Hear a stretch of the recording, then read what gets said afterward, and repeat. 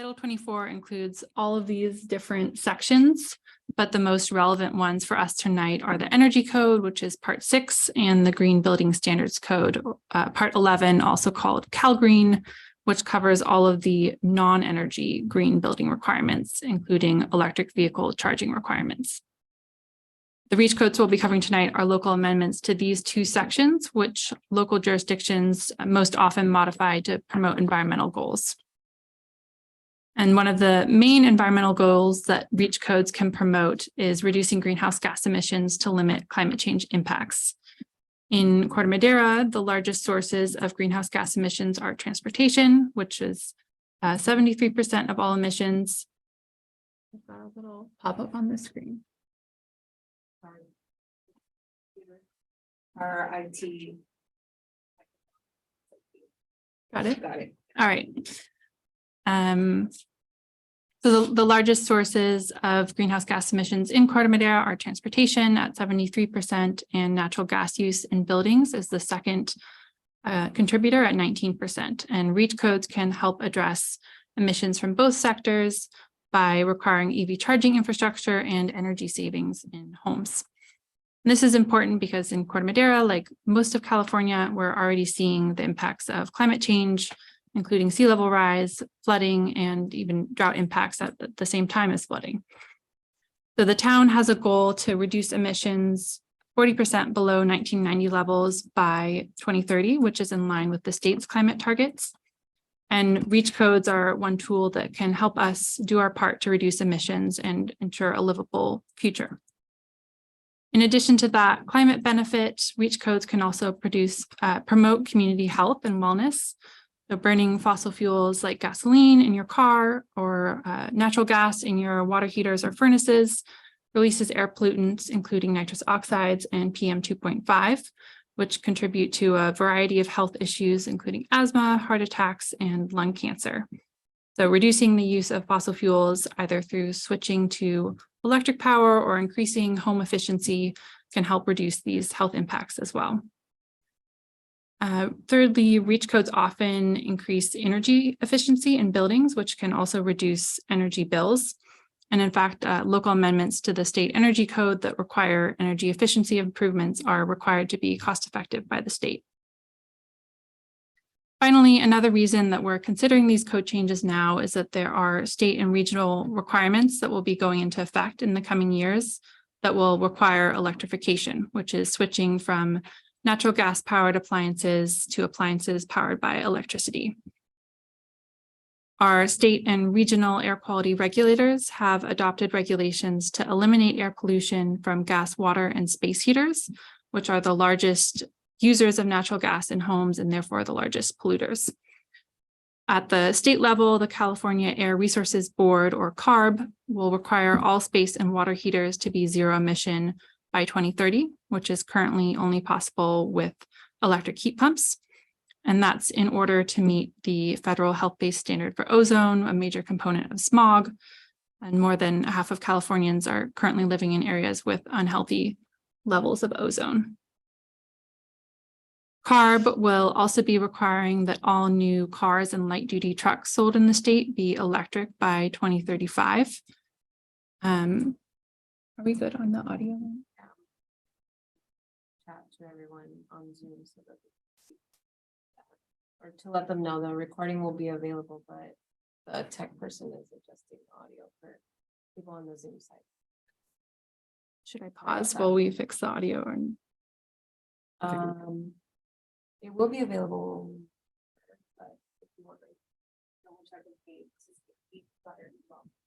all right, we'll just pause briefly and see if make sure the audio is working for those of you on Zoom.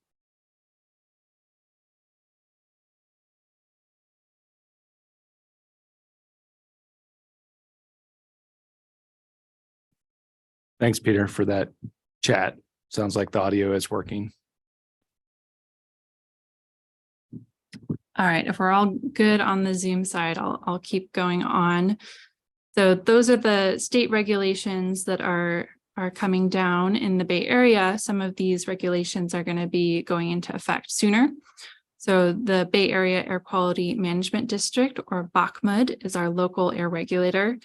And they recently adopted rule changes regulating nitrous oxide emissions from gas water heaters and furnaces. All water heaters sold or installed in the Bay Area must be zero emission by 2027 and space heaters by 2029. This change is expected to avoid up to $890 million a year in health impacts due to air pollution exposure and prevent up to 85 premature deaths a year. So we know that these requirements are coming, and the actions that we take now in Corte Madera will determine how prepared we are for these regulations. And we have the opportunity now to get ahead of the curve and make this transition easier for residents.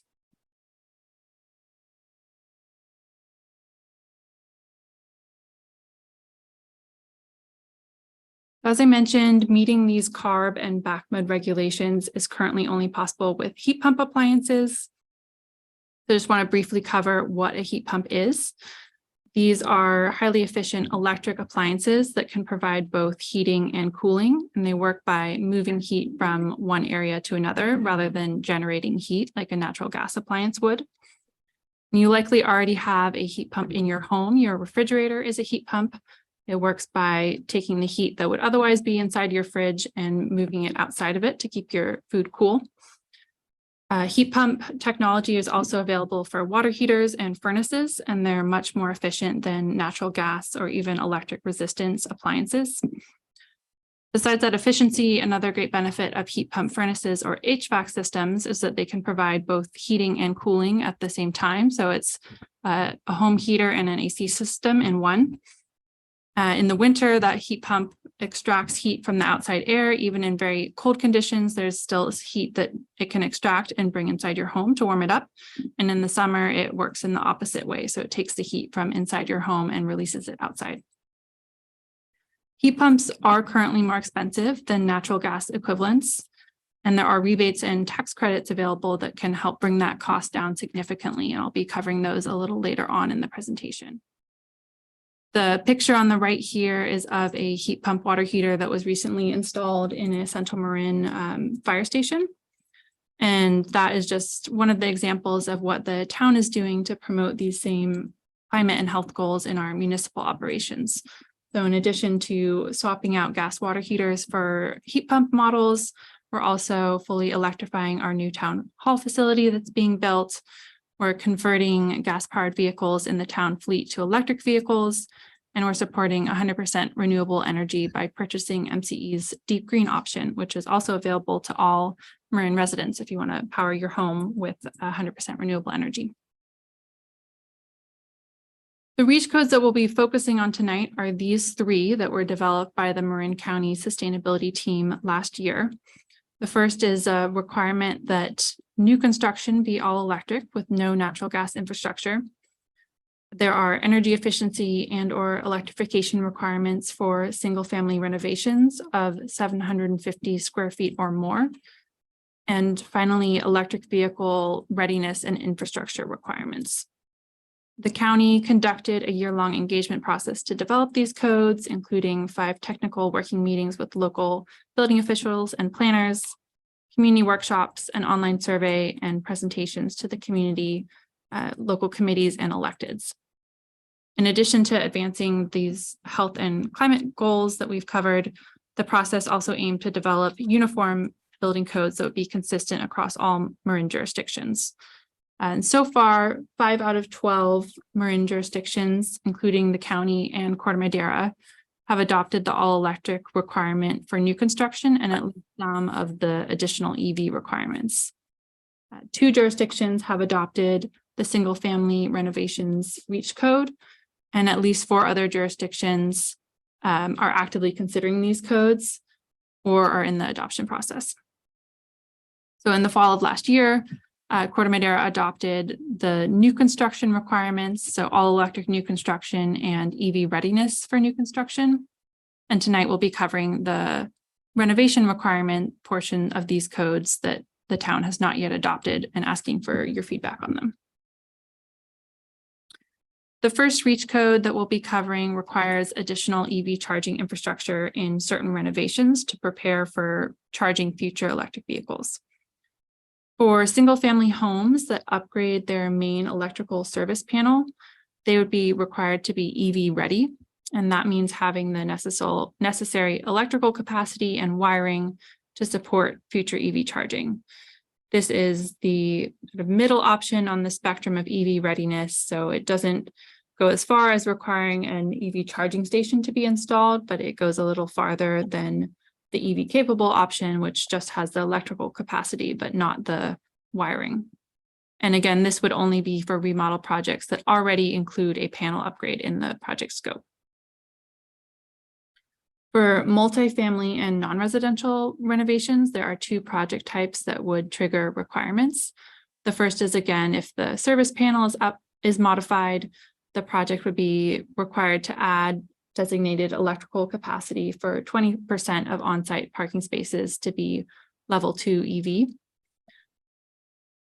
The second trigger is if the parking lot surface is modified. So if paving material or curbing is removed, the project would be required to either add raceway or conduit, which is the physical protection for the wiring, to at least 50% of the exposed parking spaces, or add that conduit to 20% and EV charging stations to 5% of the exposed spaces only.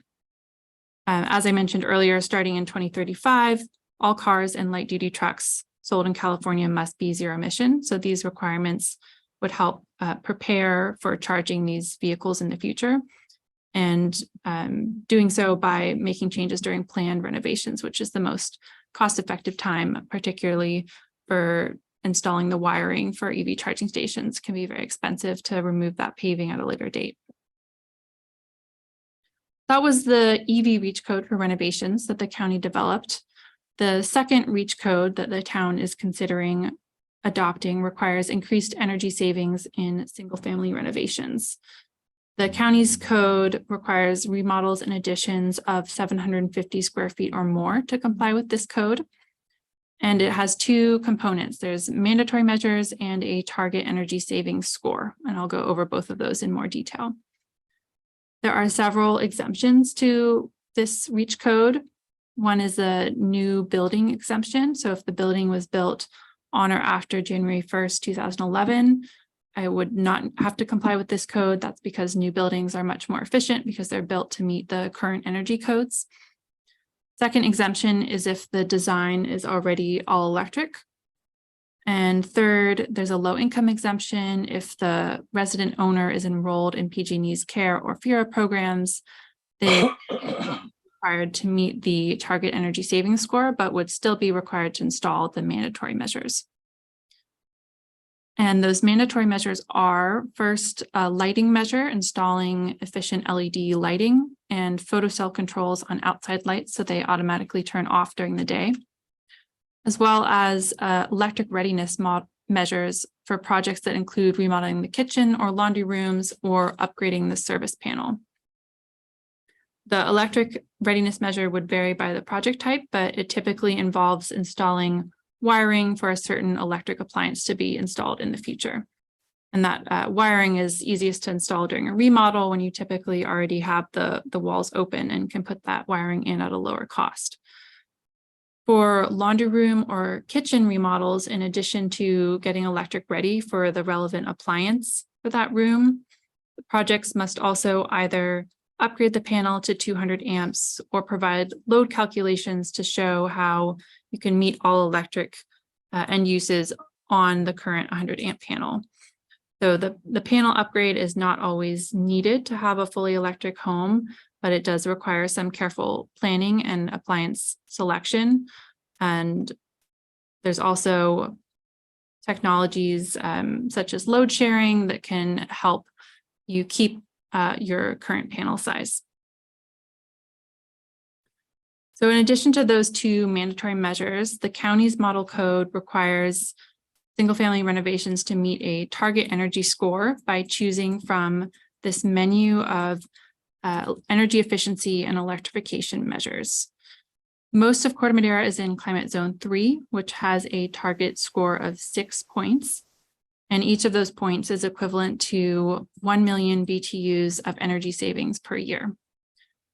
This flexible compliance table method was developed and approved by the statewide REACH codes team, which found that these measures were cost effective over the lifetime of the measure, which is what's required by the state.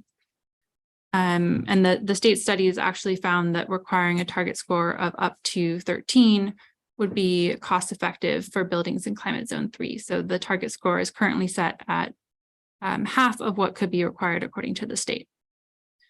The upfront compliance costs would vary significantly depending on your home features and which measures are selected to comply, but typically it makes up about 3 to 5% of the overall project cost. The flexible compliance table is designed to let homeowners decide which energy savings measure is best for their home and the scope of the project. So for example, one way to comply would be to install all of the insulation measures in the table. That's the first 4 highlighted measures there. And then install an additional 1-point measure, such as a heat pump clothes dryer, to get to the 6 points and comply. Another way to comply, if you're starting a project where you know you're already going to need to put in a new water heater as part of the project, you could install a heat pump water heater, and that's one measure that has a high energy savings score of 12 points, and you could comply with the code with just that one, installing that one measure. Existing measures can be used to comply if they meet the requirements, and those vary by the measure.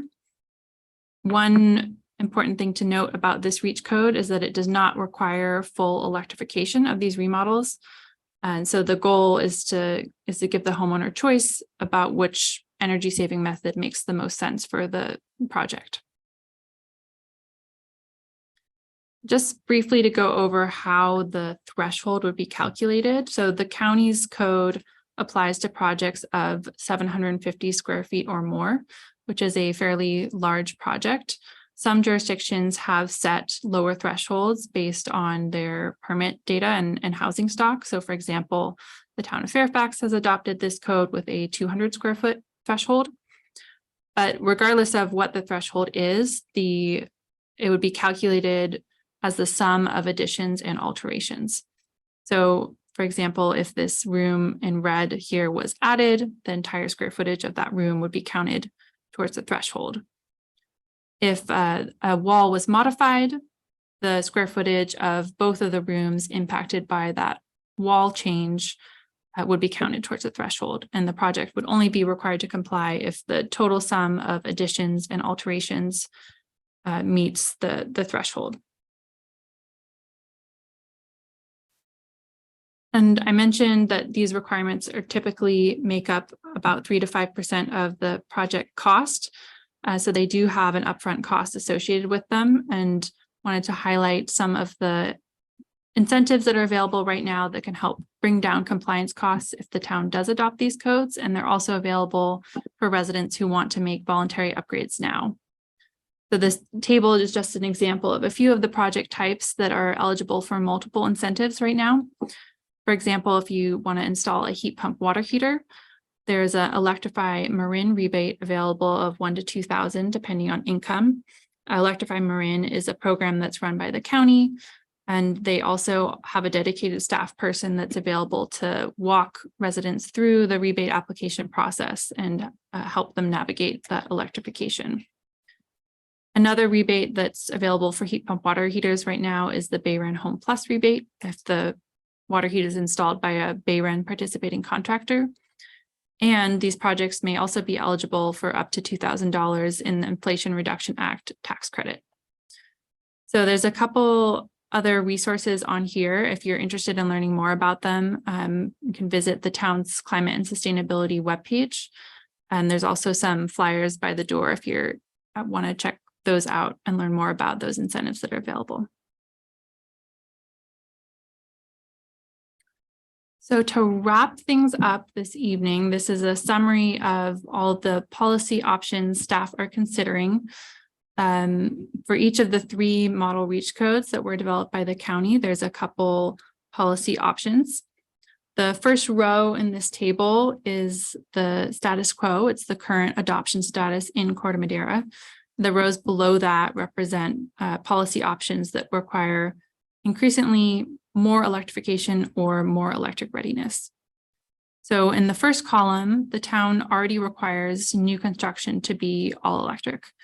And we're considering some modifications that would strengthen that ordinance.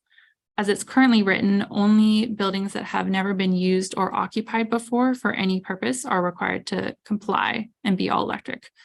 And this is at odds with what many jurisdictions across California have done that have similar codes that also require major remodels to be all electric. So staff are working on drafting a definition that would clarify the point at which an existing building becomes new construction, when it's been demolished to the point where it's essentially a completely new building. And that definition would tentatively be when 50% of an existing building is demolished. Another potential revision that's in line with the town's existing all-electric ordinance would be to prohibit the expansion of natural gas piping in existing single-family homes, as the city of San Rafael has done. And this change would address the current discrepancy where new buildings cannot install any new natural gas infrastructure, but existing homes can expand natural gas use, and there's no limit on that. So that this change would better align the policy with our climate and health goals, and the types of projects that would most likely be impacted by this change would be installing new gas fireplaces, new outdoor fire pits, but it would not affect any existing gas appliances. The second column in this table is looking at policy options for the single family renovations REACH code. The town currently has no requirements related to single family renovations that go beyond the state minimum requirements. And if the town does not adopt an ordinance based off of the county's model code, staff will be pursuing other options to support residents in transitioning to electric appliances. Marin jurisdictions are currently collaborating on a countywide electrification plan, which should be completed early next year and provide some additional next steps for staff to consider. Another option in this row is to adopt only the mandatory requirements in the county's model code, which are the efficient lighting and electric readiness requirements. The town could also adopt the entire model code, including the flexible compliance pathway that requires projects to achieve a target energy savings score. And within that last option, there's a couple additional modifications that the town could make. So for example, the county's model code, the threshold is set at 750 square feet, but other jurisdictions, as I mentioned, Fairfax, have lowered that threshold, which would increase the number of projects affected. The town could also make modifications that would make the flexible compliance path easier to comply with, such as lowering the target energy score that projects have to achieve. And it's currently set at half of what's cost effective for this climate zone.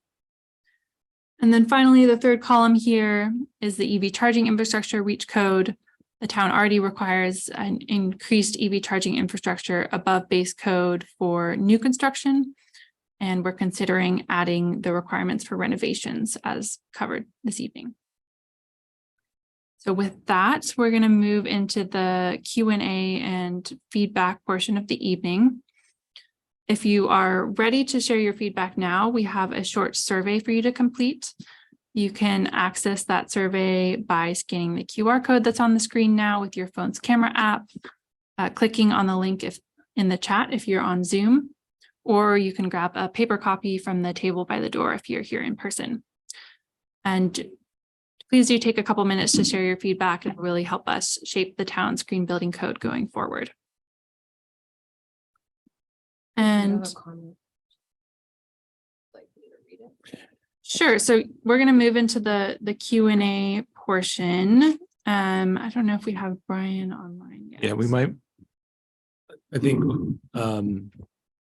and thanks, Phoebe, that was great. But just if you also want to have some clarifying questions before taking the survey, by all means, feel free to pause on doing the survey and get your questions answered, and then do it at your convenience.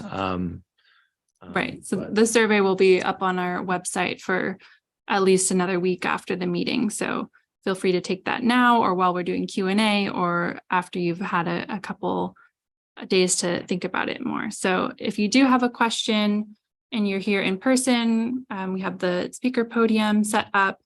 And if you're on Zoom, you can either raise your virtual hand or put your question in the chat. We have Brian Reyes join. And we do so in addition to myself and Town Manager Adam Wolf and Building Official Thomas Ahrens, we also have Marin County Sustainability Planner Brian Reyes online to help answer questions. Brian led the development of these REACH codes for the county last year, so he can answer any specific questions about the codes.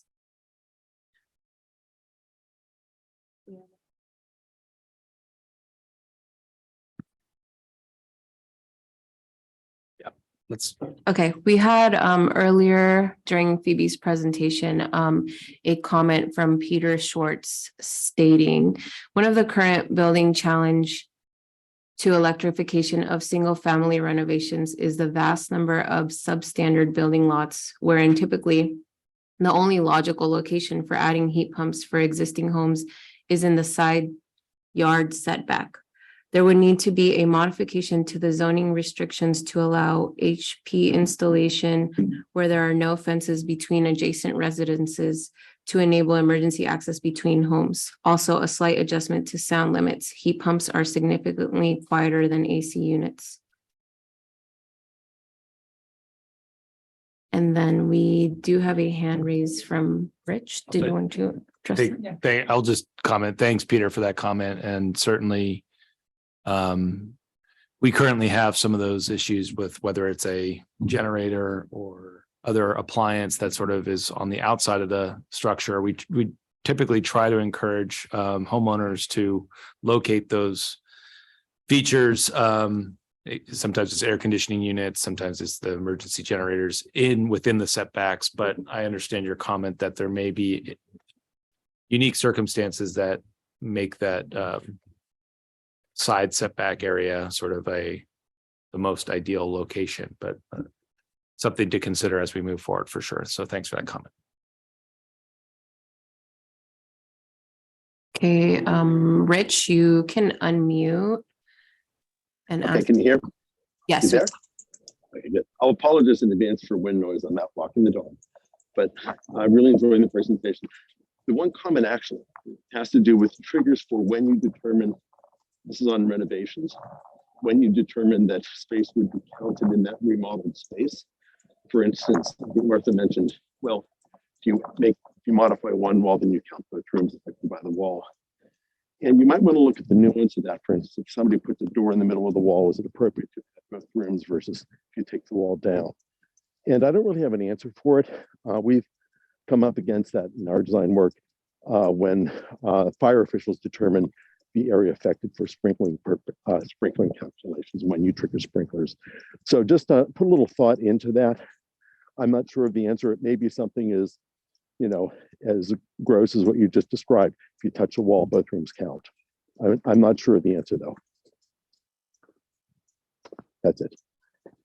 Yeah, thank you, Rich, for that comment. We are standardizing how altered space would be determined with fire. So it would be similar to how it's treated when determining when fire sprinklers are required.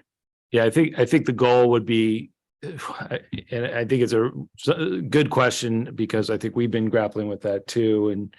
But I think the goal would be to have applicants only have to submit one sort of piece of information, whether that's a demolition plan or what have you, that could be used both by staff at the building department in reviewing if the REACH code kicks in, but it also is the same information that the fire department would be able to use in their determination of whether sprinklers are required as well. And so we are thinking through how to simplify this for applicants. So it's really, one drawing or one piece of information could be provided that could be used for multiple different departments in that assessment. Thomas, anything else you wanted to add on that?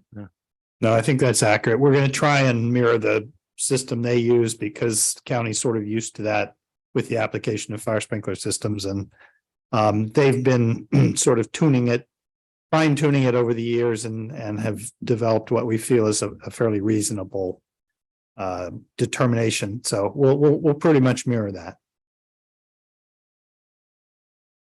Okay, we have a question from Ron Gremben. And you should be able to unmute and ask your question.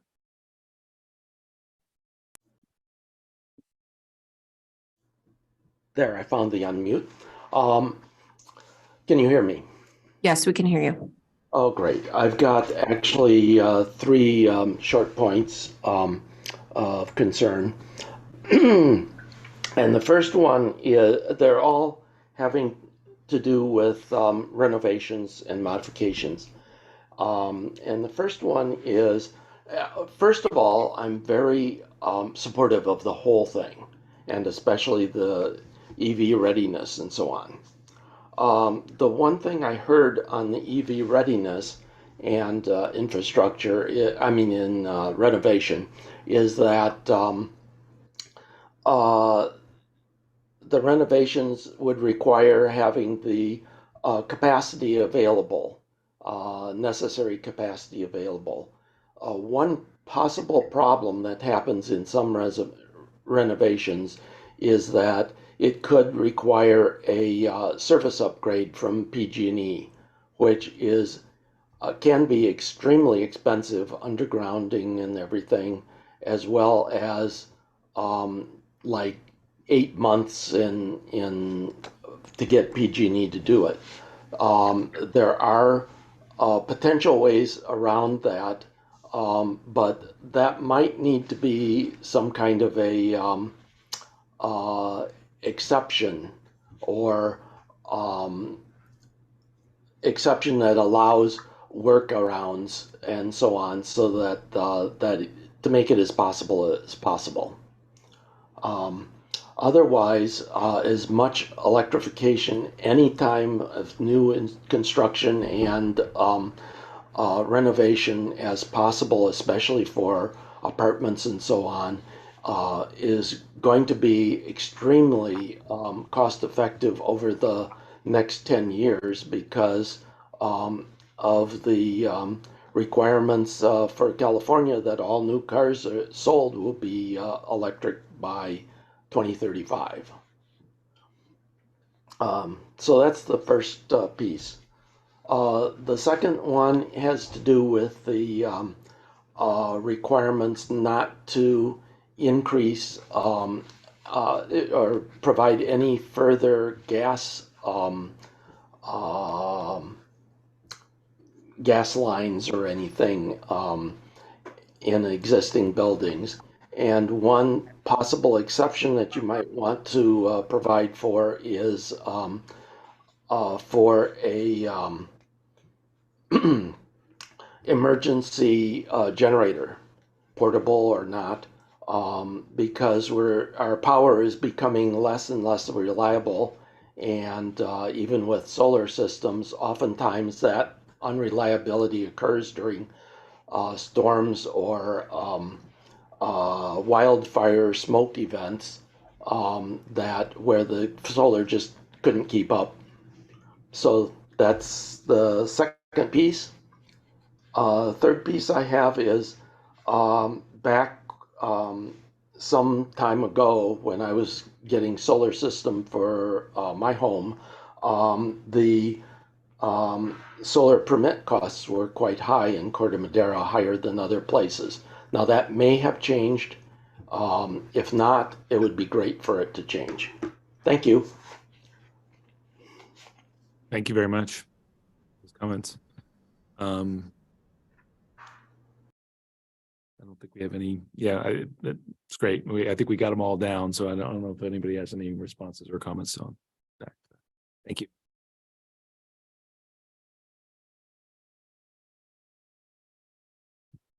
We don't have any other hands raised at this time, but if you can let me make. So we have our in-person contingent here with a comment. So we'll, Tom, if you can identify yourself, that'd be great. My name is Tim Walsh. I just echo the last speaker. or caller, this is fantastic all the way around. I'd encourage just consistency with the county, which makes everything just so much easier. And it sounds like we're going in the right direction. So the consistency with that. The second thing I would encourage is if we are consistent with the county and 750 square feet is the requirement, that those renovating under 750 be given the same information, although it may not be a requirement, but informed of these upgrades.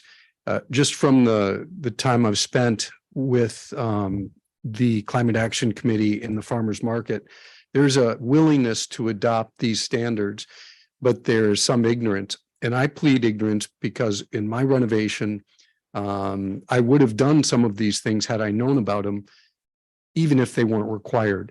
And so I think it's at the time of the application that information and education can be shared. So those are my two comments, but I think it's all moving in the right direction and supported completely. Thank you. Thank you, Tim. We have a hand raised from Peter Schwartz. Peter, you should be able to unmute. Can you hear me okay? Yes, we can hear you.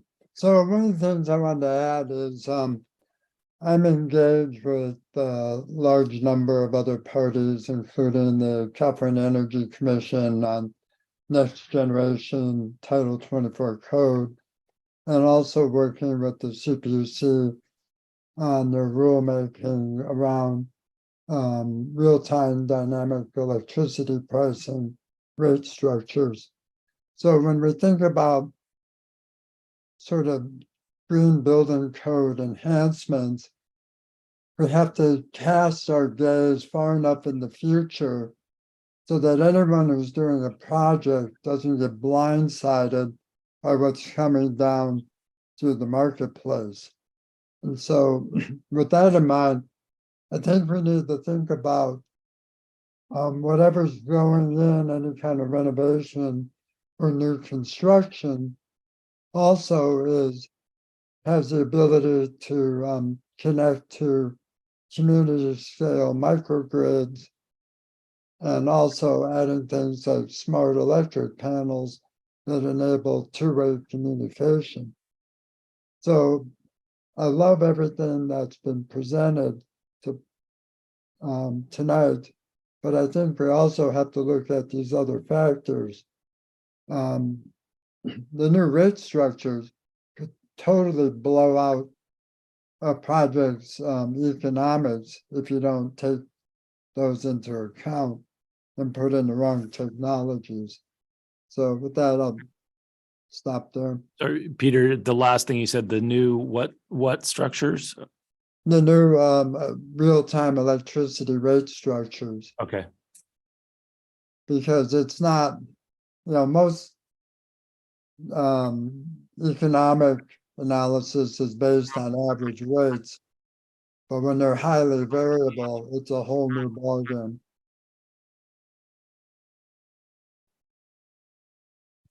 Thank you, Peter, for those comments.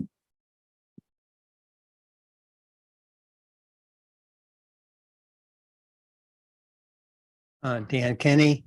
I have mostly questions. You had stated that 73% of the emissions in Corte Madera are from transportation. Does that include emissions coming from 101? Yes, it does. So there's not much we can do about that, I gather. Is there a way of, if we think of encouraging EV vehicles, is there a way of figuring out what kind of impact that might have versus, obviously nothing we can do about 101 at this time. Right. So to clarify my statement, the emission counts, the inventory counts emissions from trips that stop or start in Corte Madera. So it doesn't count pass-through trips, but it does count a trip coming in on 101 or a trip leaving on 101. Okay. So that's where the town can have an impact by supporting EV charging installations to make it easier for people coming through and either stopping or are residents of the town to charge their cars here. Okay. The 750 square foot threshold for renovation seems like the elephant in the room to me. So what research has been done by the county to look at that in terms of the economics on the homeowner? And how do we make a decision whether that's a good number for Corte Madera? So I'd like to know more about that. Brian, would you like to answer the first part of that question about the economics of that 750 square foot number? As well as how you guys came to it. Sure. So we've been doing our reach code. It's gonna be a long answer, but we've been doing our trigger points for reach code for a while, not this particular flex compliance reach code.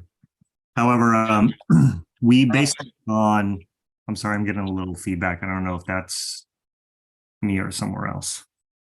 Okay, should be good now. Well, so yeah, I think so when we were developing reach codes, I don't know, the first one was in 2016.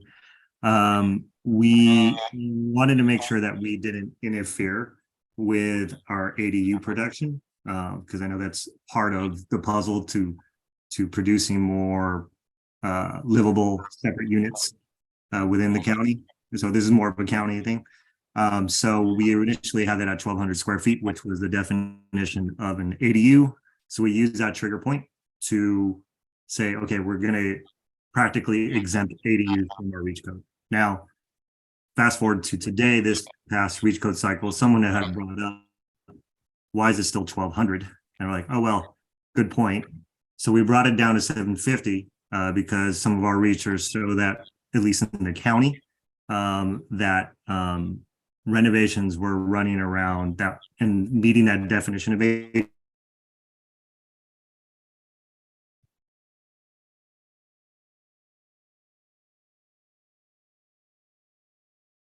Frozen, Brian. All right, well, we got to, Brian, if you can hear us, you're frozen. Maybe you want to restart, but I think we got the gist of it. I mean, it was really related to the ADU size and trying not to require, and maybe Phoebe you can add in, but I thought it was requiring additional or making additional requirements for people who are trying to build ADUs. Oh, there you are. we might have Brian back. Okay, I think that might have been me because my connection's poor. Yeah. Sometimes it helps if you, sorry to interrupt, Adam, if you turn off your video and we just get the audio aspect. Sure. I think you're Go right ahead. saying we lost you right when you were saying that you were had shifted it down to 750 square feet and the relationship to ADUs. Correct. In our research through our permitting, we found that that was about the size of renovations and then the size of ADUs that are being developed in unincorporated parts of the county. So that was more of a addressing the climate and housing tensions that we have going on. So we set it at 750 square feet. To Corte Madera can do an assessment of where they would like to set their renovations point, that trigger point. For example, Fairfax, who adopted this, saw 750 as like, look, we have relatively small housing stock. So they dropped theirs down, according to their assessment, they dropped it down to 200 square feet as a trigger point. So 750 was the starting point. You all can do research on what's relevant and what's happening in Corte Madera. Okay, that's helpful. I do think it's something that's worth looking at and what other jurisdictions are doing. What about the time frame for additions or renovation? You know, just put a new furnace in for $5,000 3 years ago. Now I want to do an addition to my house, and it triggers. Obviously, if we go with the flex compliance table, then maybe I can keep my gas furnace. But if we don't go that route, then, you know, should there be some period by which you could, furnace is a 20-year lifespan. So is there some grandfather that you would get up to some period of time? And then the last thing is EVs for multifamily. It wasn't clear exactly how that would work. Is this parking spaces that would be EV ready, or provide EV chargers that in addition to the required zoning parking spaces? Or how would that actually work in terms of, making sure they're available to people with EVs in an apartment building? So for the multifamily requirements, they're not actually required to install a charging station. They're just required to install the conduit, which is the physical protection for wiring to be installed in the future. So the question of whether, I think the question is whether it would take up parking spaces or how they would be available to all residents. And those would be questions that would be answered sort of down the line when the charging stations are actually installed. The only thing that the REACH code requires is installing the conduit into the exposed parking spaces. And why haven't we gone far enough to require the installation of actual EV charging? For new construction or for remodels, Well, either. for remodels, I guess is what we're talking about. Right. So Thomas, you want to respond? These regulations are being ratcheted up slowly. So every 3 years we update these requirements and we make them more and more stringent. So at this point in time, it's all relatively new technology, and the state in their wisdom has decided that this is the level. Primarily the requirement is for EV ready spaces. So that gets the pipe in the ground and it gets panels that can handle the capacity. And that way it's relatively easy to put the device in. All you have to do is pull the wire, plug it in a breaker and install the device, but the hardware is there. Whether we take that a little bit further is one of the options on the table.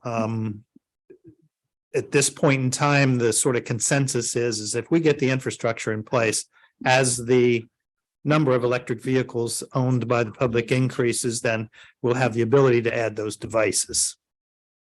And to your previous question about how do we address apartments, multifamily, and who gets the device and who doesn't, it's a bit of a tricky question, and that's why we're working with percentages. But the theory being is that if we scatter them uniformly about the property, that management can work with tenants that need them and arrange parking so that they can have a device somewhere near their car. It does leave open the question of then does the management have to provide the chargers, or are they saying, well, we've put in the pipes, you put the wires and you put the charger in? And it's just, to me, it just doesn't seem like we've gone far enough. Thanks. Okay, we have Roy Wolford. You should be able to unmute. Good evening. When the town council had the session or the meeting on electrification, I had asked 2 questions, and I said I'd like to get an answer on them, and I never did. And one question is, how much is it going to cost to fully electrify? So I had made the comment that I did a study and looked at doing the whole thing, the solar panels, the batteries, the cars, the heat pumps, okay, on and on and on. It was $250,000. And that's not affordable by most people, I don't think. So I'd like to have an answer tonight as to what is it going to cost? What studies have you done? Because I haven't heard much other than, the electrification that we're going to require is going to be 2 to 3% or whatever the number was of renovation. The other question was, and this is very critical, and it's been mentioned a little bit, but tiptoed around, is the infrastructure. It's got to be very, very reliable. It's got to deliver when you need it to deliver, because the sources that we're looking on renewables aren't consistent. I have electrical panels, and the electrical generation, because it's been a lot cooler and a lot cloudier this year, is down substantially from where it was last year. So if we're going to rely 100% on renewables, how is the power going to be delivered? What is the backup going to be? I haven't seen any plans. I haven't heard any plans about that in the county or the state. It's just this wishful thinking that, oh, yeah, we're just going to blink our eyes and electricity is going to show up. So I'd like to have some answers tonight. And then we hear about the flooding here and climate change and sea level rise. Please, please do your study. Look at the major problem we have in Corte Madera. It's settlement. And if you don't understand what settlement is, there's a lot of good information the town has, and there's a couple of good videos that I even provided the link to Adam, he probably knows about it, that you need to study. Okay, please. It's important. And as far as electrical vehicles, hey, they'd be great, but they're very expensive. For my automobile, I have a 1993 green vehicle. It's a green Floor Explorer. For the last 8 years, the amount of gas that I've paid to go into it is somewhere around $90 to $250. It actually cost me more to register the vehicle than to put gas and drive that vehicle. So, I mean, there has to be some accommodations for us older folks. I've only been around for 3/4 of a century. My wife and I have lived in Corte Madera for over half a century. Okay, so we've been around a while, and we've seen things happen. But we need to have some realistic programs. There's nothing wrong with going with electric vehicles, even though 50% of them by volume are hydrocarbons. If we didn't have hydrocarbons, we wouldn't have electric, or we might have electrical vehicles, but you'd have wood seats with splinters and that sort of thing. So we need some realism to all of this stuff and not just wishful thinking and pushing things on people that may or may not be able to afford it. I mean, I guess if somebody's renovating their house, you think they can afford it. I remember listening to a couple that had purchased a house in Fairfax, and we heard how ridiculously small Fairfax was. And Fairfax even said, if you modify a door between the rooms, I think this is what they said, both rooms count under the 200 square foot. So Fairfax is going in a certain direction in a lot of ways. So I asked for realism. And by the way, realism, use the right up front. There was a comment about how much CO2 emissions and that sort of thing. Does anyone here tonight realize that we humans exhale over 100 times more CO2 than we inhale? Yeah, we're CO2 producing machines. And of course, I've heard the noxious gases and flatulence, 7% methane. So, you got to take that into account. And I hope somebody doesn't come and say, oh, human beings are carbon neutral. We're not in any way, shape, or form. So realistic plans I'm in favor of. The plans that I see going forward now and the ordinances and the laws and the rules are just pie in the sky. They're not workable right now. There is not enough natural resource around the world to build all of the batteries that we need, the lithium batteries. And I heard, I think at the last council meeting, somebody was talking about how wonderful electric bikes are. Better look and see, some of these electric bikes are very dangerous. They're catching fire and exploding and people are dying. This is reported back in New York.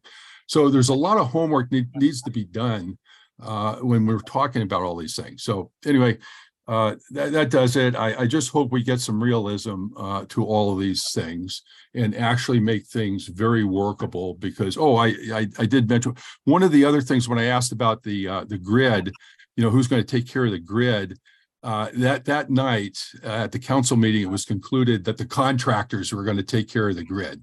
Now, I know somebody's going to say, well, they were just talking about hookups. Well, the hookup's not going to do any good if electricity is not being provided to the hookup. Okay, thank you.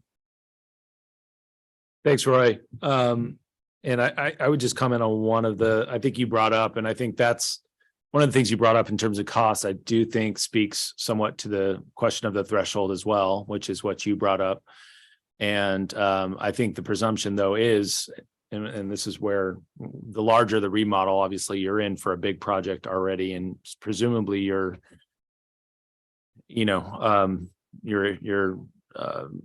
have enough of a revenue source or income to take on a project like that in Corte Madera, that's where these sort of percentages come from in terms of the proportion of the additional cost relative to that big of a project. But we can try to get more specifics on that. I don't know, Brian, when you did your work in the county, if you have more to say on that or more you can provide the town, or maybe you already have to Phoebe.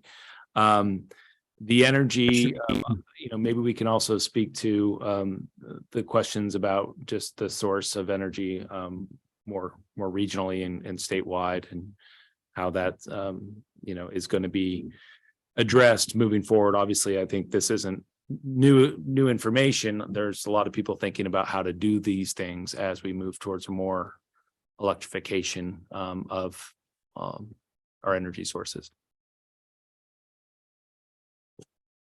Yeah, so Brian, if you have anything to add on the cost side, the reason there weren't any specific costs included in the presentation is because it does really depend on which measures from the flexible compliance tables are selected. And there's a lot of different ways to comply, and those would have different costs, also depending on how old your home is, the size of your home, the size of the remodel.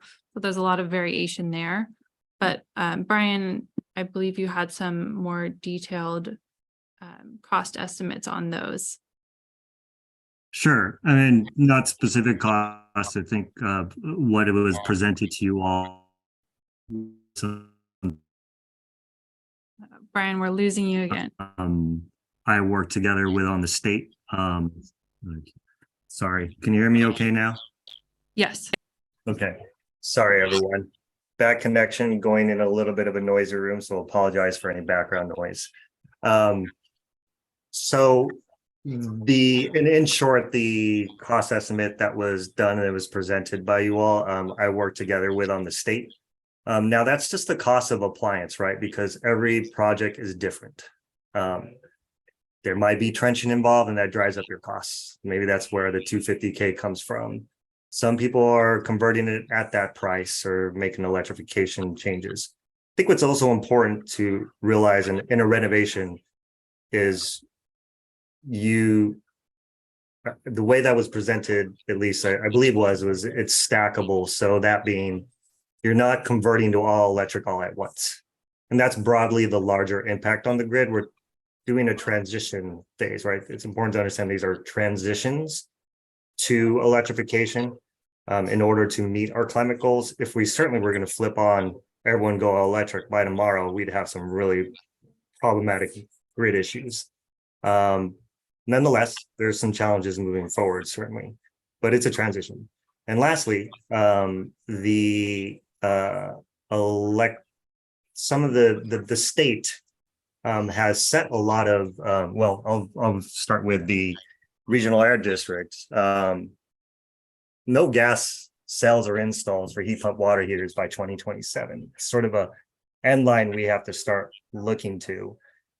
So how do we prepare our homes for this transition? And one part of the Flex Measures tool is also looking at insulation and electric readiness. And I think that's important to couple with electrification, as well as get us ready for this policy and market trends that are going to hit us right away, whether we like it or not. So we feel like the cost estimates are reflective of what's coming down the pipeline, and helping our communities support that in their transition, and that support through codes, as well as incentives and rebates. Thank you, Brian. We have one more hand raised on Zoom. Ron. Hi, I have one more comment, which is generally the EV readiness and EV hookups level 2 is required. In many cases, however, people only need level 1 to charge overnight for commuting and things like that. And level 1 is basically a dedicated 120 volt outlet. So can be much less expensive to comply with, especially for apartment buildings that only have so much electric capacity already, and so on. So you might consider allowing the option of level 1 compliance in many cases.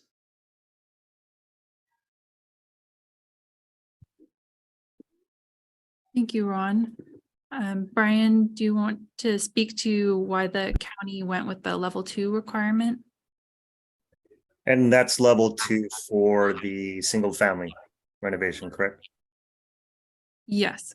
Well, also for the multifamily New construction. to the panel, I believe is a level 2. Mainly for renovations. New construction is a lot easier to do. Right. Ron's correct. So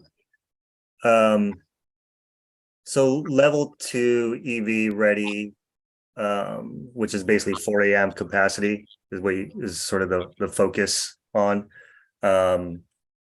That is something that we've been doing since last year, and it seems to be feasible. Now, Ron is right. There's level 1 could be doable. I'm not going to presume that everyone can charge within that quick ability, depending on their movement patterns. The state defined or redefined level 2 by this last code cycle. Level 2 low power, and you see that in the multifamily codes, right? And so that basically brings it down to 20 amp capacity. And the research there was that generally everyone on average can, based on sort of commuting patterns across the Bay Area, can charge comfortably. It really depends, but 20 amps will get you maybe a full charge depending where you're at from your starting point, maybe about 14 hours. So that was the estimate there. Now, for single family renovations, that's something for you all to consider if you want to bring that up to a 40 amp capacity as opposed to requiring a low power level 2, or maybe even level 1. There is precedent, I believe, from other jurisdictions across the Bay, particularly in the South Bay, who have taken a level 1 tact. But that's something for you all to consider.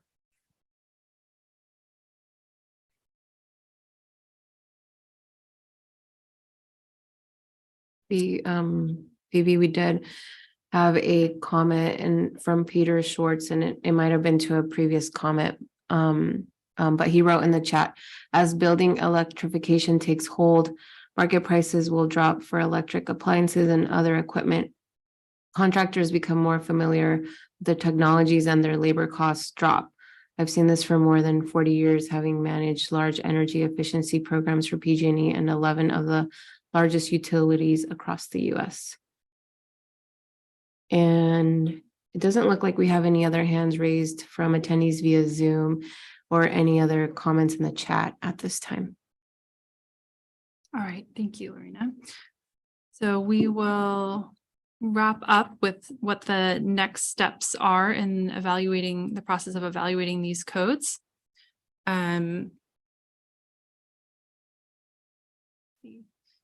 So next Wednesday, we'll be having a similar conversation with our Climate Action Committee. That's May 31st at 4:30 p.m. Following that meeting, staff will be drafting an ordinance that incorporates community and committee feedback. So if you haven't yet taken the survey, please do so we can incorporate your feedback into the drafting process. And again, that's available on the link in the chat or on the QR code at the table at the back. The draft ordinance or framework of an ordinance will then be presented to the Planning Commission and the Climate Action Committee again in June and July before going to Town Council in August. These are the tentative dates that we have scheduled for those meetings. And these are all public meetings, so you're all welcome to attend and provide public comment and continue participating in this process. And if you do want to stay up to date, there's a link on the project webpage to sign up for email updates on the project. So that's it for this evening. Thank you so much for taking some time out of your Wednesday evening to learn about these potential code updates and share your feedback. And one more plug for the survey. The link is up there. It's in the chat. Please take a couple minutes and share your input. So thank you all so much. Have a good rest of your evening.